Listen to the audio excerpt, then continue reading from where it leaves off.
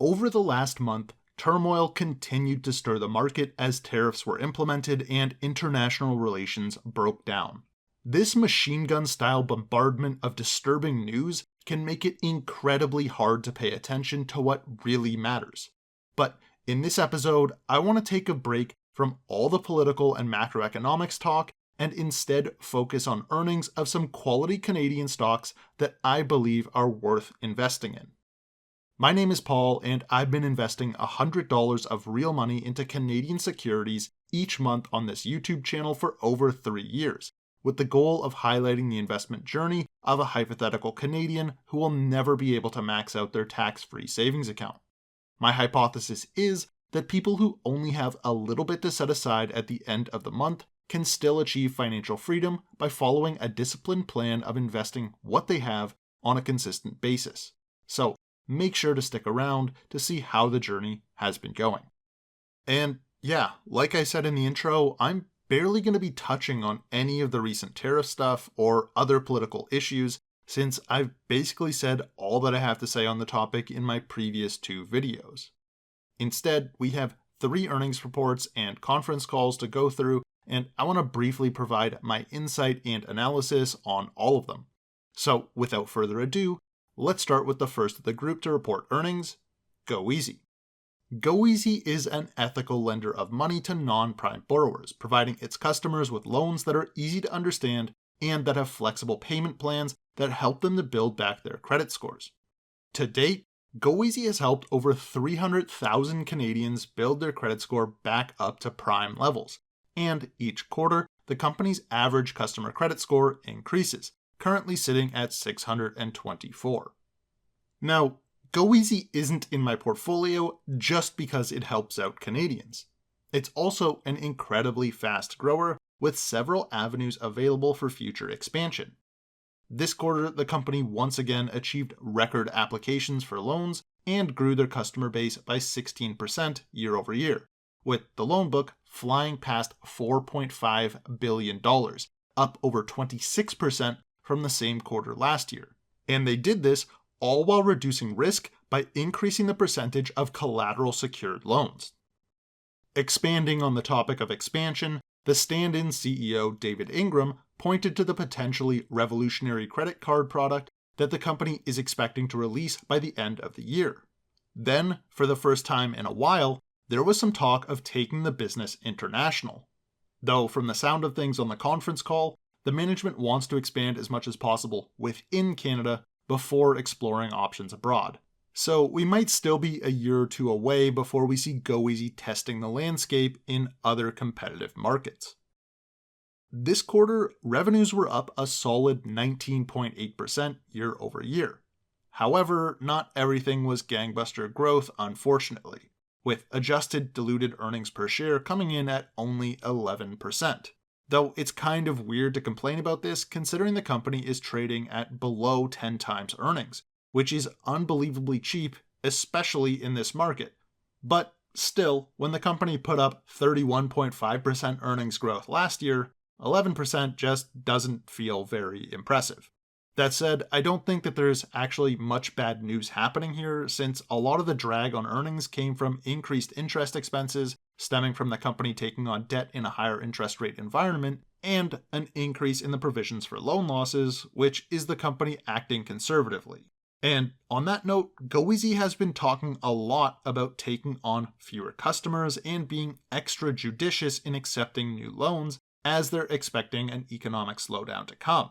This expectation has also pushed the company towards increasing the percentage of secured loans within their portfolio, which are oftentimes at lower interest rates, largely because they are much less risky. However, despite the expected economic headwinds, guidance came in stronger than ever. Over the next 3 years, the company is expecting the loan book to grow to between $7.35 and $7.75 billion, the midpoint of which is 64% higher than today. Plus, the high and low end guidance for 2025 has been bumped up by $100 million. And for 2026, both ends have been increased by $400 million and $300 million respectively. Meanwhile, operating margins are set to continue expanding, and even bigger than that is that the return on equity was bumped up a full 2 percentage points for both 2025 and 2026. So the money that the company invests back into the business is expected to return 23% annually going forwards. And when you can make 23% on the money reinvested, you can see why the company would choose to continue borrowing money for reinvestment at interest rates between 5 and 7%. And according to the management, all of these forecasted figures do take into account the 25% tariffs that just went into effect. And partway through the video, apparently have been partly paused. Again. Anyway, the cherry on top for the quarter was definitely the 25% dividend hike that pushed the quarterly payout from $1.17 per share to $1.46. And this will pretty easily be sustainable since the trailing payout ratio on the bumped payout comes in right at around 35%. But as the year progresses, I'd imagine that the real payout ratio will sink into the upper 20% range. That said, even bigger than these earnings was the news that GoEasy just came out with a few days ago, announcing Jason Mullen's permanent replacement as CEO, Dan Rees, who was previously a senior executive at Scotiabank, serving as head of Canadian banking, where he oversaw a lending portfolio of nearly $450 billion. Rees was also instrumental in building strategic partnerships while at Scotiabank, getting Sobeys to implement the Scene Loyalty program, and he also established the #1 automotive financing business, which included the Scotia Dealer Advantage program that provides near and non-prime lending solutions through auto dealers, which is currently one of GoEasy's competitors, so it will be really good to have someone with direct high-level experience taking the reins. So yeah, really exciting stuff there. But was it enough to move the needle? Not quite. Tariffs were literally the story of the day when this announcement happened, so that eroded any positivity that would have been formed. And by the end of the month, shares were trading at $157.76, down 5.9% from where they were at the start of February. So GoEasy is definitely a position that I'm going to be adding to this month. Next up, we have MTY Food Group, a restaurant company who owns over 90 different brands, including Cold Stone Creamery, Wetzel's Pretzels, Sweet Frog, and many more.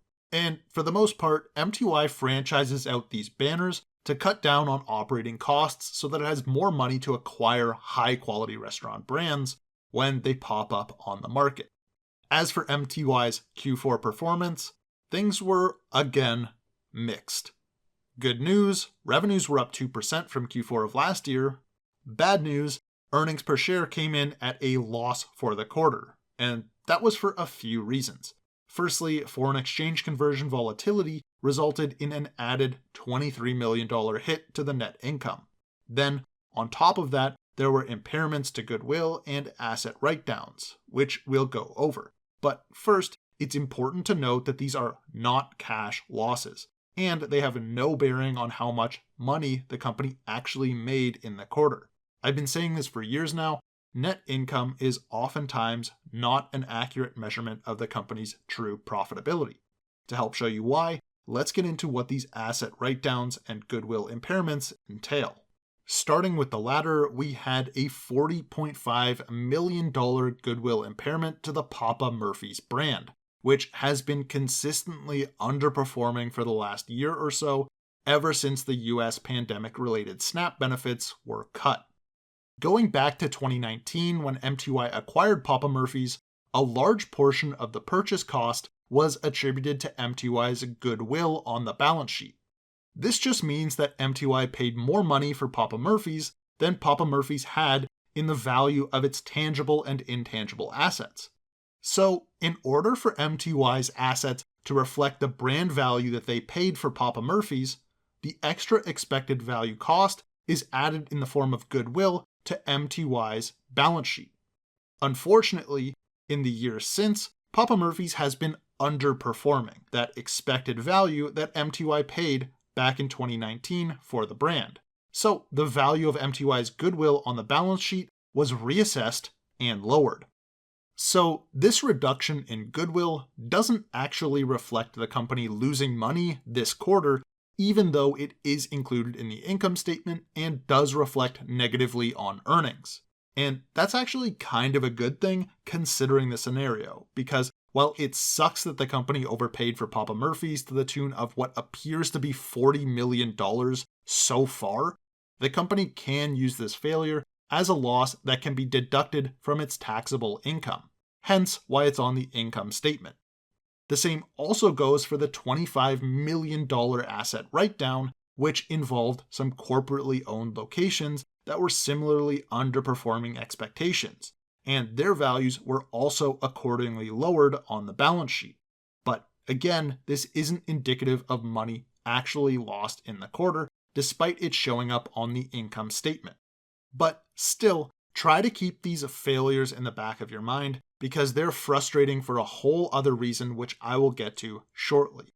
But first, I'd like to take a look at the superior metric for calculating regular business profits, the free cash flow per share. This quarter brought in $1.16 in positive free cash flow per share, which was down over 15% from the same quarter in the year prior.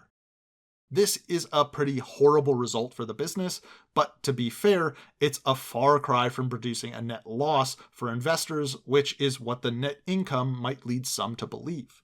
And while I'm certainly far from ecstatic about this result, I do realize that there can be some lumpiness in the metric revolving around when certain numbers are recorded and calculated. For instance, if we look at the quarter ending in May of this year, we can see a similarly large decline year over year.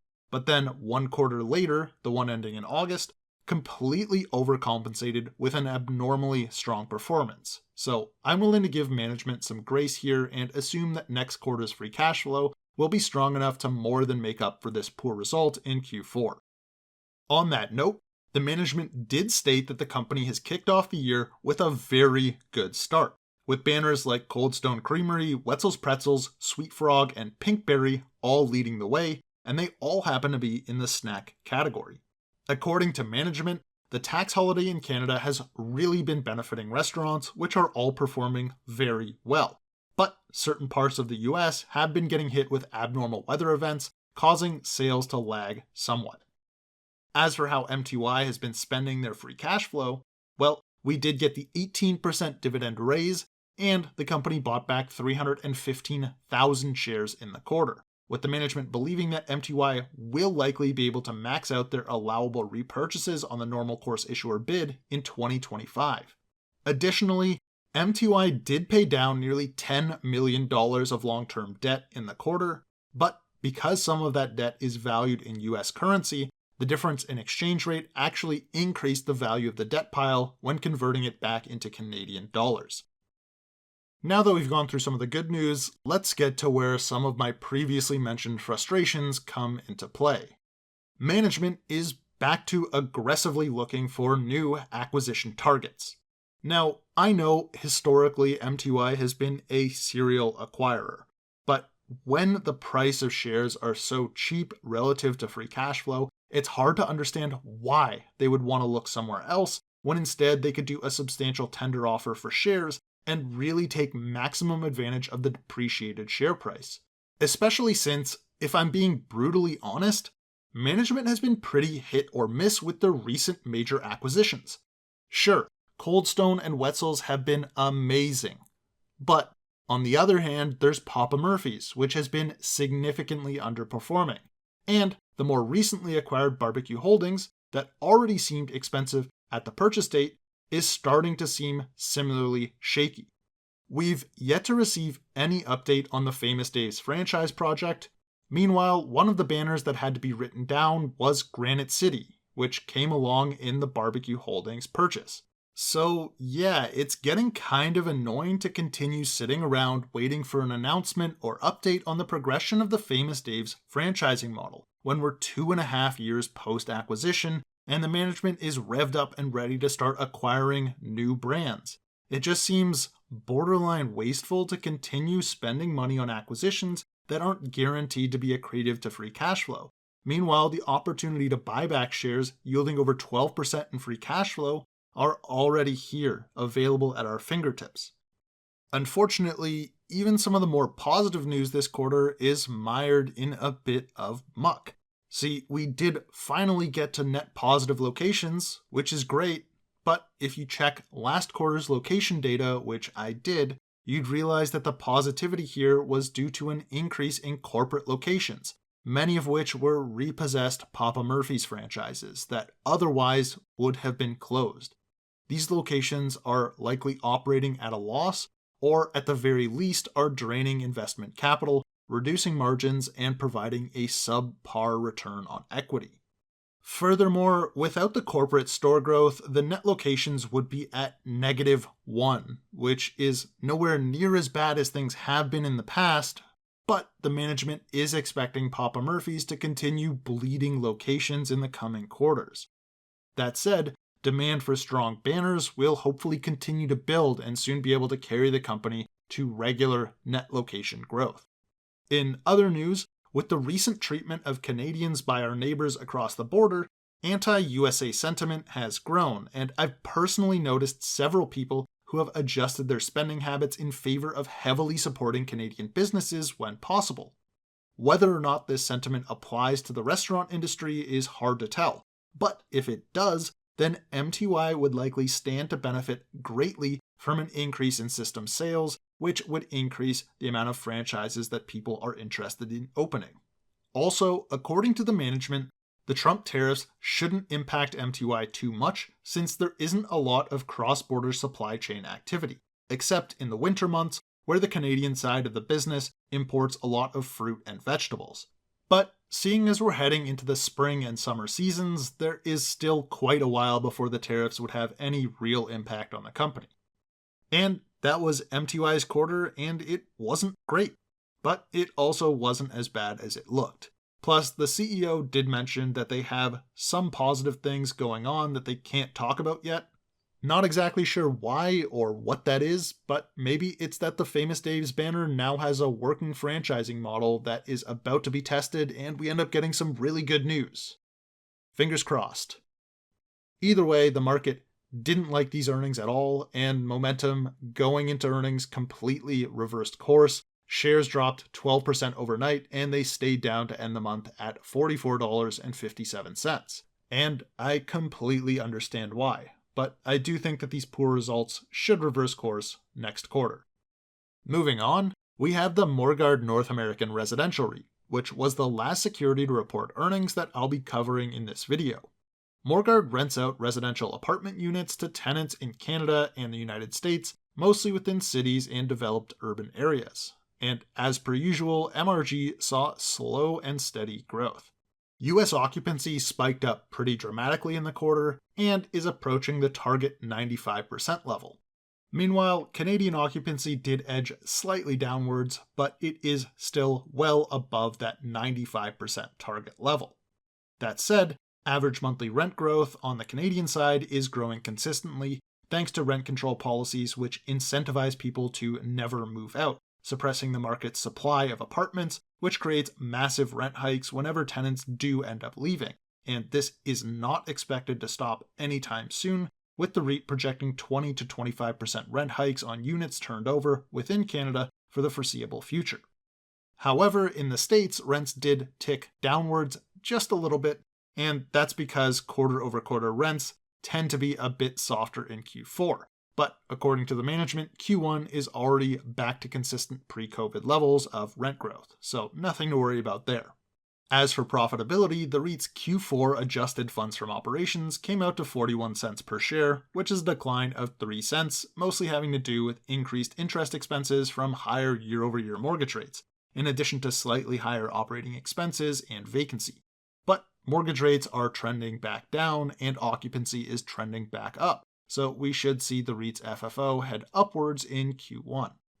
Now, when it comes to utilizing these profits, the REIT has been doing a great job of taking advantage of its discount to net asset value, buying back over 375,000 shares in the quarter.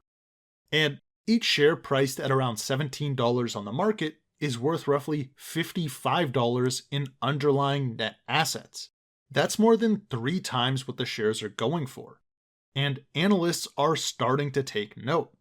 On the conference call, 2 of the 5 analysts were practically salivating over the discount to NAV, one of which borderline encouraged the management to do a tender offer to repurchase a massive amount of shares at $20 apiece, which, as an investor, I personally think is a great idea, especially since the capital is available to do it, and share trading volume has been making it difficult to maximize buybacks on the market under the normal course issuer bid. Regardless of what the management decides here, they are aware of the discount to book, and they are going to continue doing their best to repurchase as many shares as possible, whenever able, for a fair price under the normal course issuer bid. But management is also looking to acquire new properties since there are apparently reasonable targets in the market on both the Canadian and US side. And this is, again, very similar to MTY's scenario, wherein both management teams have undervalued shares set up right in front of them on a tee, and yet for some reason, they both have this strange desire to go out and find a pitcher who's going to throw them curveballs and sliders. The home run is worth the same either way. Why are we trying to add extra unnecessary risk here? Now, maybe the management is worried that a substantial bid won't actually end up bringing in that many shares, and they're concerned that they'll end up locking up capital for nothing when that capital could be deployed elsewhere and earning income. But I think it's definitely worth the try to buy back a large chunk of the shares outstanding when they're as discounted as they currently are. Anyway, that's about all that I had to cover for Morguard. Nothing really new or groundbreaking. Shares ended the month basically flat, up 0.1% from the start of the month, and that, of course, was not enough to bring the portfolio a positive result for the month of February. And the total value of the portfolio came to a little over $4,040, which is only up about 0.7% or $38. But that does include $200 of reinvested dividends in the book value, so in actuality, the portfolio is up closer to $240 on the money that I've deposited into the investment account on Wealthsimple. So while February was a bit of a tough month for my portfolio, the benchmark ETFs were hit quite a bit worse on average, with all of them declining in the range of 2 to 5%, the worst hit being the S&P 500. However, this was nowhere near enough to drop it out of first place, and it still holds a comfortable lead amounting to well over $400 in unrealized gains above the second place Global Value ETF. Then, bringing up the rear is my portfolio marked by the green line, and it's the only portfolio that's still below the red line marked with the stars, which designates my goal of a 12% annual return on investment. And as of right now, my portfolio needs to increase by 12.6% in order to get back in line with that goal. The best way to do that is going to be by continuing to invest in quality securities, trading at a discount to intrinsic value, like the 3 that I outlined earlier. Thankfully, I have already successfully invested this month's $100 as well as the dividends that I received in February. I first picked up 4 shares of the Morguard North American Residential REIT for $17.22 each. Then I purchased 0.2237 shares of GoEasy at a cost basis of $156.45.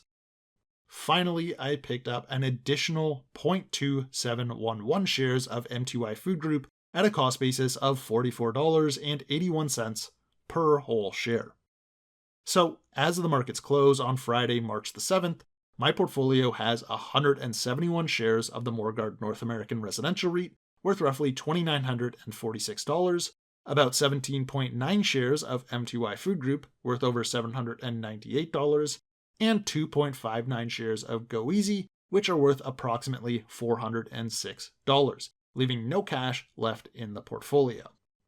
Heading over to the dividend tracking chart, in February, we hit a new record for dividend income received in a single month of $16.02, coming from the Morguard North American Residential REIT, which paid out $10.32, and MTY Food Group, which paid $5.70. This cleared the $14, $15, and $16 mark for the first time in the portfolio's history. And that's enough to pay for a full month of membership to a gym like Planet Fitness, which will help our hypothetical Canadian stay fit and healthy enough to see those long-term gains compound beyond the point of financial freedom. That said, this channel is focused on financial gains, not fitness gains, so all of that money was reinvested as you saw earlier. Now, next month is the weak one in the cycle, with only the Morguard North American Residential REIT expected to pay out a distribution, which will amount to about $10.57. But the month after, we should be getting goeasy's dividend at that raised rate for the first time, so we should get a nice little bump there. As for the portfolio's expected yield, if there are no changes made to the portfolio or dividend payouts, then over the next 12 months, we could expect to receive $168.65, which is up 4.6% from last month, most of which, of course, was thanks to goeasy's hike. So the dividend yield on the money that I've personally contributed to the portfolio jumped another 8 basis points from where it was last time around, now sitting at 4.24%. And that's it for the episode. But before you go, please remember that this video is not financial advice and that I am not a financial advisor. This video was made entirely for the purpose of providing inspiration and insight into my personal investment decisions, and it should not be used as a substitute for doing your own research. This video does not have the information required to make good investment decisions on individual securities, so again, I am not a financial advisor. I'm just a Canadian who likes to invest and share my opinions with others, and in doing so, I hope that I was able to provide you with something of value. And if I did, then please consider sharing it with anyone else who may also benefit from it. Thank you for watching all the way to the end, and enjoy the rest of your day.